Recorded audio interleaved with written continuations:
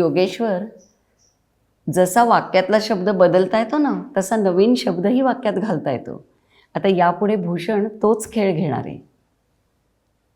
मी तुम्हाला एक वाक्य सांगणार आहे हां, आणि ते वाक्य पुन्हा इथे फळ्यावर लिहून दाखवणार आहे. तर माझं वाक्य आहे भाजी केली. काय वाक्य आहे? हां, मग ते इथे मी लिहितो. हां, भाजी केली. बरोबर सांगितलं तुम्ही. आता भाजी केली या वाक्यामध्ये मी आणखी एक शब्द घालणार आहे आणि वाक्य पुन्हा सांगणार आहे. तर माझं वाक्य होतं आईने भाजी केली. बघा ते वाक्य इथे मी लिहितो. आईने भाजी केली. बघा आधीचं वाक्य होतं माझं भाजी केली, त्याच्यामध्ये आईने हा शब्द मी नवीन घातला आणि माझं वाक्य झालं आईने केली. बरोबर.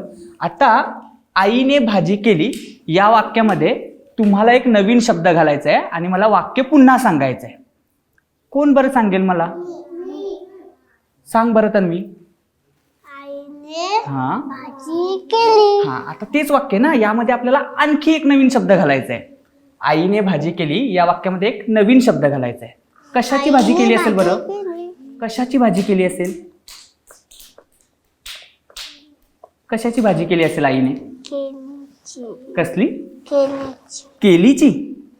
ओके, मग आता केलीची हा शब्द वापरून बघ बरं. आईने केलीची भाजी केली. बरोबर सांगितलंस. मस्त. ते वाक्य आता मी ते लिहितो. हा ताई, कसली भाजी केली आहे असं विचारून त्यानं तन्वीला मदतच केली. अरे हा त्याचा प्रश्न म्हणजे एक प्रकारचा क्ल्यूच नाही का? असा क्ल्यू दिला ना की मुलांना शब्द पटकन सुचतात. बरोबर. आईने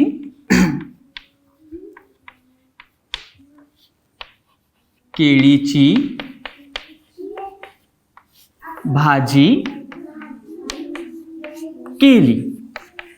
बघा काय रे तन्वीने वाक्य सांगितलंय? आईने केळीची भाजी केली. यांना लक्ष द्यायचं. हा इकडे.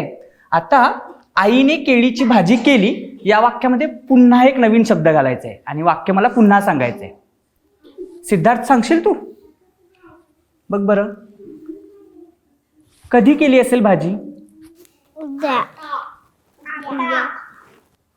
आता केली. आता केली का? बरं, मग आता हा शब्द वापरून कोण सांगेल बरं वाक्य? सांगशील आयुष? सांग बरं. आईने आता, आता शब्द वापरायचा ना आपल्याला. हा, आईने थांबा, ती आता सांगतोय ना, तनुष्का सांगते ना. आईने आता भाजी केली. बरोबर सांगितलं. आईने आता केळीची भाजी केली. तनुष्का जागेवर बस. हा आता तू. आईने आता भाजी केळीची भाजी केली. बरोबर सांगितलं. आईने आता केळीची भाजी केली या वाक्यामध्ये तुम्हाला एक नवीन शब्द घालून वाक्य पुन्हा मला सांगायचंय. हा सिद्धार्थ, इकडे लक्ष दे. कोण सांगेल बरं? कोणासाठी भाजी केली असेल? हा, मग सांग बरं, कोणासाठी भाजी केली असेल आईने? थांब ना, पाहुणे आलेत तेव्हा का? मग बघा आता पाहुण्यांसाठी असा शब्द वापरून वाक्य करशील? बघ बरं, कर मग. आईने पाहुण्यांसाठी भाजी केली. ओके, बघा आपलं आधीचं वाक्य आहे आईने आता केळीची भाजी केली. यामध्ये आपल्याला पाहुण्यांसाठी हा शब्द वापरायचा आहे. आईने आता पाहुण्यांसाठी केलीची भाजी केली. बरोबर सांगितलं. बघा तन्वीने काय वाक्य सांगितलं? आईने आता पाहुण्यांसाठी केळीची भाजी केली. ते वाक्य इथे मी लिहितो. हा, आईने आता भाजी पाहुण्यांसाठी भाजी पाहुण्यांसाठी केळीची भाजी केली. बरोबर का? हा. आता बघा, आता आपलं वाक्य काय तयार झालंय रे? आईने आता पाहुण्यांसाठी केळीची भाजी केली. आता यामध्ये आणखी एक नवीन शब्द घालायचा आहे. तर भाजी कशी होती हे जर आपल्याला जर सांगायचं असेल मसाला पण तर कसं सांगाल बरं? बघा, आता नीट बघा, आपलं वाक्य काय आहे? आईने मसाला टाकला भाजीत. मसाला टाकला भाजीत. बरं, पण आता इकडे लक्ष द्या हा.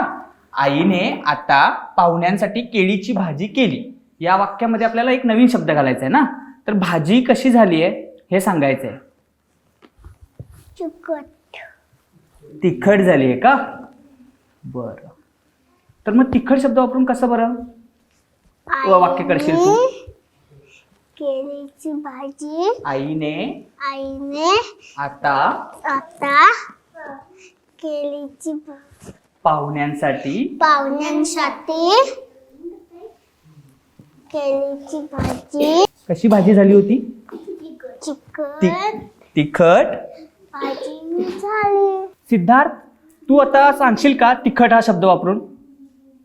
बघा, आपलं वाक्य आहे आईने आता पाहुण्यांसाठी केळीची भाजी केली. या वाक्यामध्ये तुला तिखट असा शब्द वापरायचा आहे हा. आणि मला वाक्य पुन्हा सांगायचं आहे. तर बघ बरं, आईने आता काय शब्द आहे? पाहुण्यांसाठी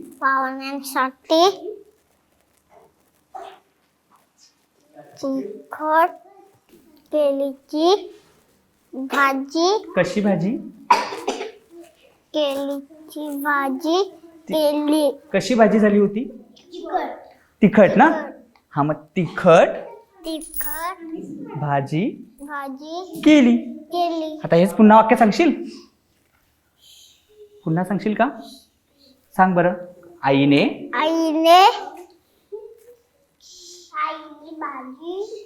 आता पाहुण्यांसाठी तिखट केळीची तिखट भाजी केली. बरोबर. मग आता तेच वाक्य इथे मी लिहितो हा. आईने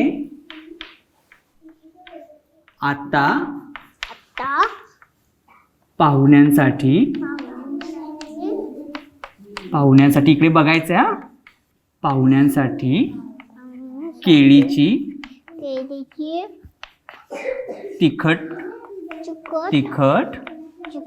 भाजी केली.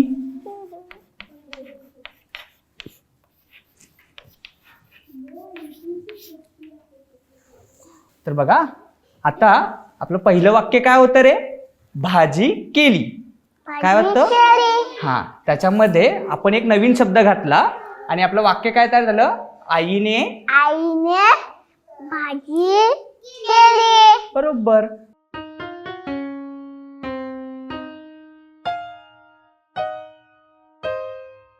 मग नंतर काय झालंय? आत्ता शब्द नवीन घातलाय ना. आईने आत्ता केली. बरोबर. पाहिलंस, 2 शब्दांच्या वाक्याला सुरुवात करून चांगलं 7 शब्दांचं वाक्य मुलांनी तयार केलंय. हो ना. आणि मगाशी शब्द मोजताना धडपडणारी तन्वी आता मात्र चांगलं लांबलचक वाक्य नवीन शब्द घालून सांगत होती. अरे, वाक्यात शब्द घालून त्याचा अर्थ विस्तारणं हे बरंच उपयोगी असतं.